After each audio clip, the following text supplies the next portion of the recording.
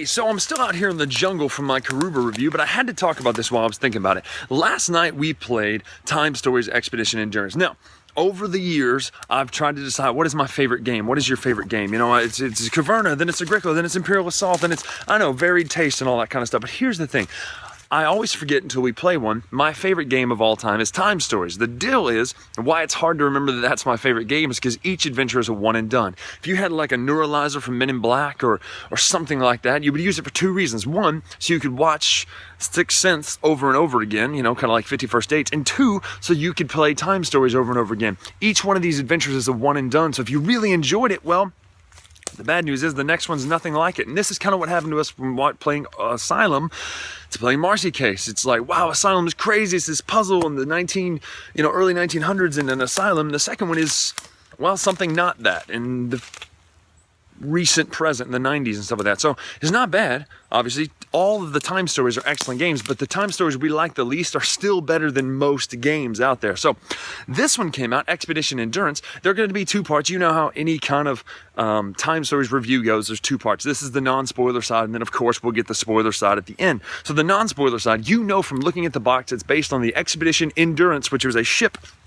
sent out in 1914, right before, I think the war had just started, or right before, into the Antarctic, and they're trying to explore Antarctica. And there's an interesting story when they finally got rescued. In the real story, they pulled up and said, hey, who won that war? Who won that little war? Not knowing that the war was still going on, because World War I was way worse than anybody expected.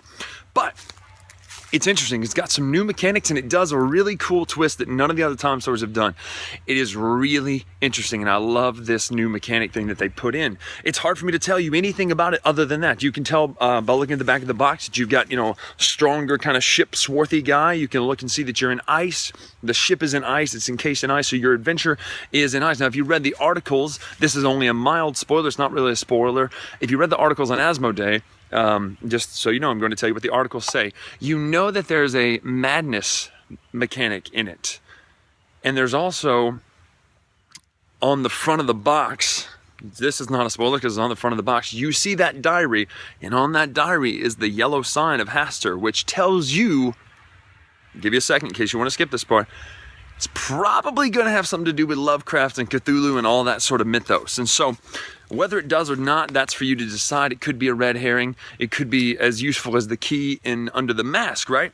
But I just want you to know that's the flavor going in. It's a horror mission. This is a very horror one. It's not adventure like Prophecy of Dragons. It's not action like Marcy Case. It's not, I don't know, Euro style from Under the Mask. This is a horror game, and it's an excellent experience in horror. There's a lot of creepy, eerie things happening. It's not so much boo scares. There's not like, Marcy Case had a lot of kind of boo action. This doesn't have that. This has just that eerie sensation of, this is creepy, all right? So that's about all I can say about the theme itself and about the approach. Now, what I can tell you about the game itself is that, well, let's see. Ranking it. Let's rank it unspoiler, okay? My favorite is still Asylum because of the puzzle, right? That one puzzle. This one does not have a puzzle like that. And that's not a spoiler if I tell you that. I think my ranking is Asylum, and then this and Under the Mask are tied. Then Prophecy of Dragons, then Marcy Case. You say, what, you didn't like Prophecy of Dragons best? I didn't. I like the whole theme. I like what they did. I like all the mechanics they did. I just didn't. And there's some reasons behind that. The problem is, this one is a little bit short. Our friends came over last night to play, and it was a weeknight, and they both worked tomorrow, today. We were expecting, man, you guys, drink some coffee. We're going to be up late. You have to get up early in the morning. We were done by 9 o'clock. We started at like 7. We were done in 2 hours. This is by far the shortest one we've played. Now, what we noticed, though, we got extremely lucky. And I know that's not always going to happen. The choices we made were extremely good choices, too. And here's the thing. We feel like we explored a lot, almost everything. So I don't think we missed anything. And that's about all I can say about this without spoiling, because I really want to get into the spoilers and talk about some very huge things about this one. There is something that happens in this one that you literally want to throw the game box against the wall, not because of something that happens in the game, but because what it says on the card. Oh my gosh, it is, if you got that exciting feeling when, the end of Asylum, it told you to do that thing, and you go, what? That's crazy. No game ever does that, right? Well, it's almost that exciting in an angry way. You go, what? Are you kidding me? So that's enough non-spoiler. Let's look into the spoilers of this review right now. Everybody ready? Let me give you 5 seconds. 5, 4, 3, 2, 1. Spoiler section, here we go. So this one is Lovecraft. It is definitely Lovecraft. I mean, the game ends, the mission ends, and you're trying to fight Cthulhu, or you're trying to stop somebody from summoning Cthulhu. It's not like, well, that guy looks kind of like, no, it is straight up Cthulhu. It's him, it's a silhouette. There's notes about Hastur. You can summon a Bayaki. Your actions are strength, will, intelligence, and something else. It's all like straight up. It almost feels like you're playing Mansions of Madness or Call of Cthulhu or something like that in Time Stories, which is brilliant to me. And if you watch the rest of my channel, you've seen I review a lot of Lovecraft games, and that's not because they're necessarily my favorite, although they probably are. That's because there's a million of them, and you think, well, why'd they do that with Time Stories? Because it works. Oh my gosh, it works. I love the feeling of this game. It's fun. It's really fun. Now, again, it is super short, and here's the deal. The coolest mechanic is by far that go back in time 2 days too late thing. That to me was awesome, because you get there and you're like, what are we going to be able to do? This ship's frozen solid, and you come back, you fail the mission because you only get 12 time units because the boiler's out and you freeze to death, right? It says, oh, we messed up. We sent you back 2 days too late, and you go back 2 days earlier, and all the mysterious stuff you saw in the first run is fixed. And it's like, oh, this is brilliant. And so when my friend Andy, he went to the captain's room and he found that airplane thing under the bed, and he was like, we do not need to get on that airplane later on when it happened. So if you don't know that stuff, if you didn't find it in the first run, you will die and you will take longer. But thankfully we did all that. Like, I knew as soon as I looked at the dots on the picture in the captain's room, because first of all, I went to the room and the picture was torn off, right? Then I opened it up and the picture was there, and I said, okay, these dots are going to be important. So there's a big debate on whether you should take notes or not. It's kind of hard to, if you want to talk thematically, should you take notes? Well, you work for the time units. Couldn't they record everything you're seeing with their eyes? I mean, surely there's got to be some sort of rationale thematically for note taking. And there's not really any notes and not really any rules about it. That's kind of up to your group. If you didn't take notes in Asylum, you weren't going to find the answer to that key, though. I can tell you that. Anyway, we got there. And then you go through the next run, right? Everything's kind of reset. The woman's creepy. The psychic mechanic is cool. That's a neat mechanic. The mechanic where you have secret cards you don't tell everybody about. Carla, my wife, got the card that says, hold this till the end. Don't tell anybody what it is. And you end up getting stronger as a character because of it. The insanity cards were really cool, except my biggest problem is I went insane one time and that's it.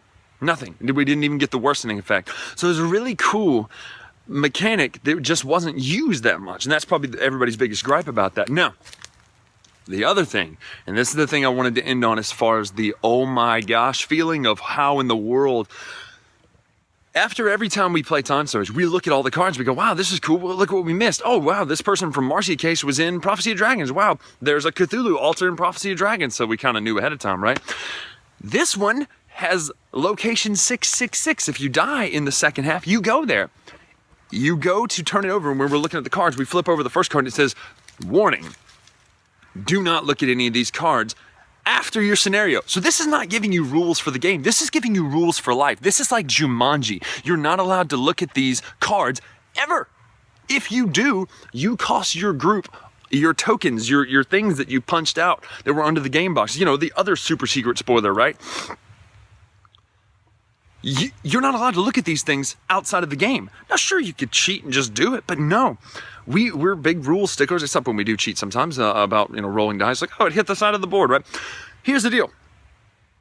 That blows me away. To say, you are not allowed to look at these cards because clearly there's information on there that's going to tie to the rest of these games, and we want to know, but we're not allowed to know.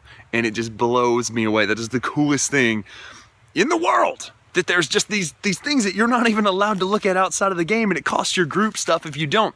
So man, Expedition Endurance, it was short, but boy was it fun. And if you like Lovecraft games like I do, you are going to love this one. And I'm talking to you like, if you're watching this, you probably already played it. Tell me what you thought about it. Try to keep it spoiler free in the comments below. I don't know if YouTube's got a filter to do spoilers. If not, I'll post a thread in Board Game Geek or something like that under the Dice Tower forums or whatever. But make sure to let me know what you thought about Expedition Endurance. And then today, if you didn't see it on Board Game Geek, we got the next 3 missions talked about that are coming in this year. So we got Lumen Fide, Estrella Lane, I think, or something like that. It's 1980s Hollywood. Awesome. And the last one is Pirates, Frères de la Côte, Brothers of the Coat, I think, or something. I don't know if Coat means that, brothers. But anyway. This is going to be an awesome year of Time Stories. So thanks again for watching. I'm Bryan Drake. We'll see you next time. Thanks so much for watching the Dice Tower videos. Find more great videos and reviews, as well as our top-rated audio podcast at Dicetower.com. You can also find other great shows at DicetowerNetwork.com. I'm Eric Summerer, and you've been watching The Dice Tower. The Dice Tower is sponsored by Cool Stuff Inc., where you can find great games for great prices. Cool stuff in stock. Check them out at CoolStuffInc.com.